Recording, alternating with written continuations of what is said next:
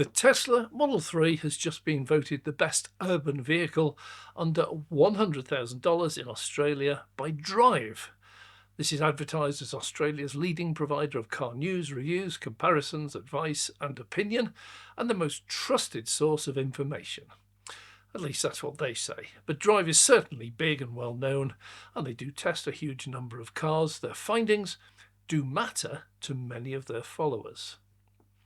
So what do they say? Well, first, they recognise that EV sales have dropped recently, but report that new EVs reaching the market have just hit overdrive, and we in the UK have certainly seen that. They find that is true in the under $100,000 range, while for us it's much more in the under £25,000 range.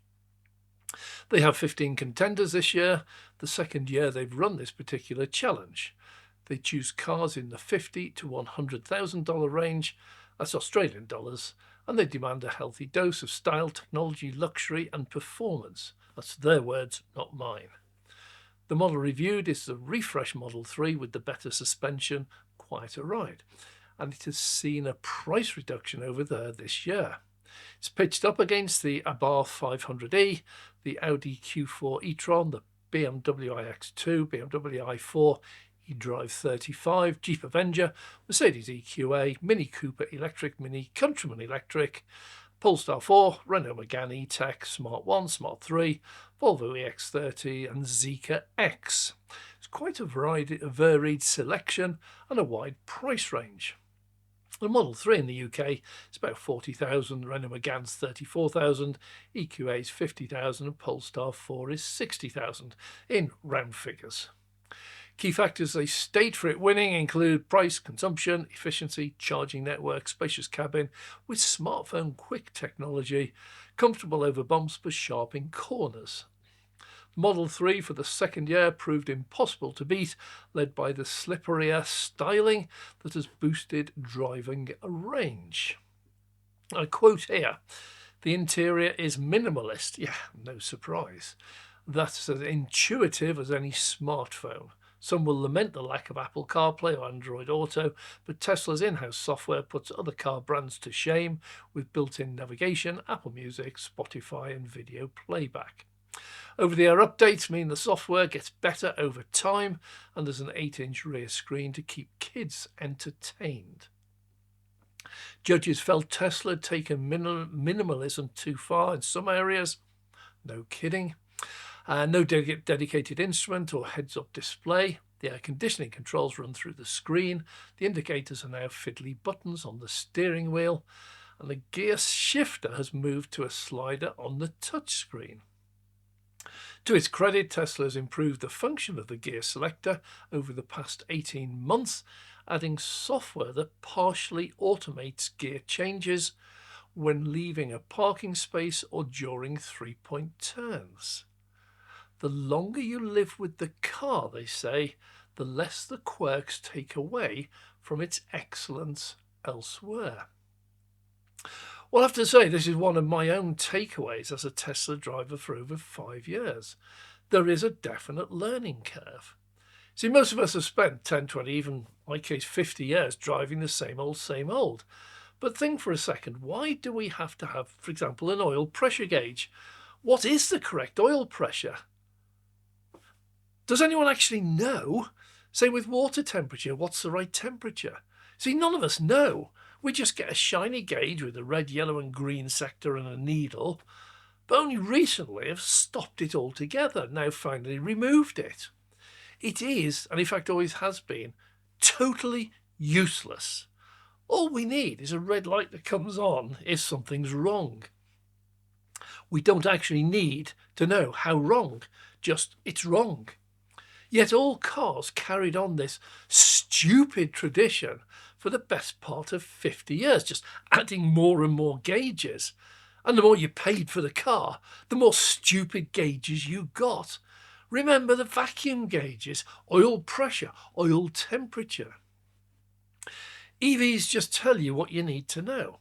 Can I drive it? How fast are we going? How far can it go? That's about as much as you really need to know. get used to it. You will enjoy your driving far more once you do. Well, back to why the Model 3 won, that gear selector. Well, it's a classic example. The Model 3 has cameras front, rear, side, even inside now. Most modern EVs do. So if your car is in your driveway facing forward and your garage door is 2 feet ahead of you, have a wild guess which way you're going to go, which gear you need to be in. No, seriously, have a guess. See, your Tesla knows. They're going to select reverse when you put your foot on the brake pedal. Now, that might seem counterintuitive, put your foot on the brake pedal to go. Well, it already knows you're in the car, it has sensors in the seat. Pressing the pedal is just the way to tell your Tesla, many other EVs as well, that you're ready to drive. Or vice versa here, if you've reversed into your drive, it's not rocket science which gear you need to be in, but how many other EVs do this for you? It might be unnerving at first, but it's actually quite relaxing after a while when you realise it usually gets it right, but if it doesn't 5% of the time, you just select the correct gear manually. Well, big deal, 95% of the time you don't have to, 5% of the time you do. Anyway, why else did it win? Boot is simply enormous, and it has the largest fruit or frunk, that's front boot or front trunk, of just about any car short of the Ford F-150 Lightning or the Cybertruck. Ride comfort now puts the Model 3 in a totally different class to most other cars in this class and price bracket. But efficiency is the most highlighted feature at 13.2 kilowatt hours per 100 kilometers for the rear-wheel drive model. This is staggeringly high. Go to any independent table of EV efficiencies and it'll probably be top or very close. It's just efficient. Not the longest range, but just superbly efficient at using the least amount of electricity to drive a specific distance. This is a self-perpetuating spiral because an efficient car needs a smaller battery. And a smaller battery means it's a lighter car. And a lighter car needs, well, you know what I mean, it's more efficient, needs a smaller battery, and so on and so on. The Model 3 was scored down on its 4-year warranty, some of the others have 5 years, but scored up on its servicing, or total lack of servicing. It has what they called a condition-based approach. If it ain't broke, don't even touch it. Aside from cabin filters and wiper blades, don't touch anything unless the computer tells you it's broke. They concluded that despite one of the broadest fields in the award, the Model 3 was so far ahead of its rivals on value, space, performance, comfort, technology, efficiency, and charging that the vote in this category was not a difficult one. Their final sentence stated that the competition will need to seriously up its game if it wants to claim the crown from the Model 3. An absolutely classic case of a split infinitive working perfectly.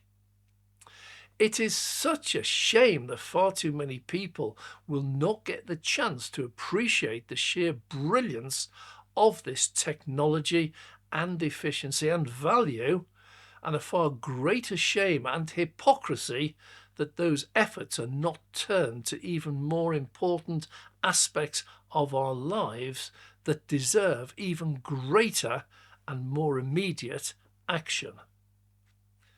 I'm Dave. Thank you for watching. If you have enjoyed this video, please click the like button. If you agree or disagree, please leave your comments down below. If you'd like to see more videos like this, please subscribe. And a big thank you to all our Patreon members for your continued support for the channel. I'm Dave.